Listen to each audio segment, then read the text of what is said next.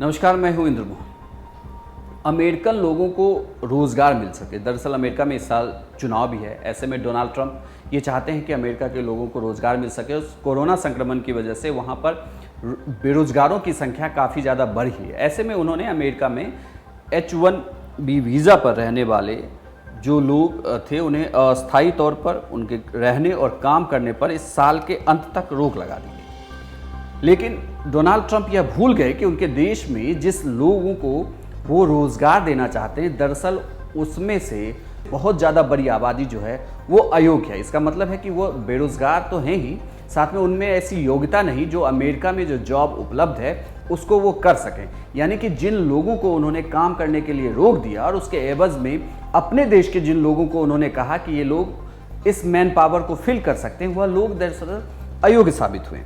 एक सर्वे किया गया है, जिस सर्वे के हिसाब से यह कहा गया है, वो सर्वे आपको स्क्रीन पर दिख रही होगी। सर्वे में साफ तौर पर यह कहा गया है कि अमेरिका में रह रहे लगभग जितने भी H-1B वीज़ा की वजह से जो लोग बाहर चले जाएंगे, उनकी वजह से जिन लोगों को, अमेरिकन लोगों को वहाँ पर काम के लिए रखा जाएगा, उसमें से कंप्यूटर IT इंजीनियर सबसे प्रमुख है। इनमें से 76% कर्मचारी विदेशी हैं, लेकिन जो अमेरिका की आबादी है उसमें से सिर्फ 4% तक ही वहाँ पर योग्य साबित हो रही है।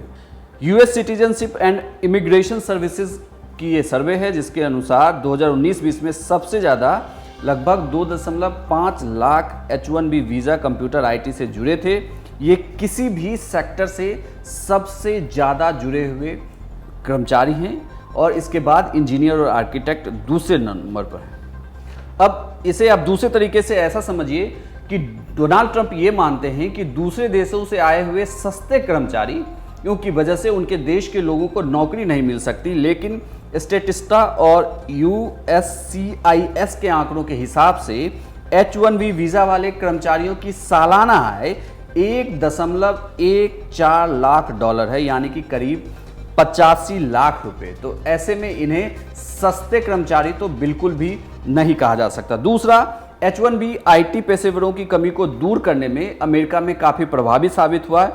यहाँ तक कि हार्वर्ड यूनिवर्सिटी ने भी ये कहा कि सबसे अधिक मांग वाले H-1B वीज़ा सहित अन्य वीज़ा का निलंबन जो डोनाल्ड ट्रंप का यह फैसला है, यह अदूरदर्शी नीति है। यानी कि इसकी वजह से और ज़्यादा बेरोजगारी बढ़ सकती है। सबसे बड़ी बात है कि अगर आपको काम मिलेगा और आपके पास योग्य एम्प्लॉय नहीं होंगे तो आप उस काम को सही टाइम पे डिलीवर नहीं कर पाएंगे।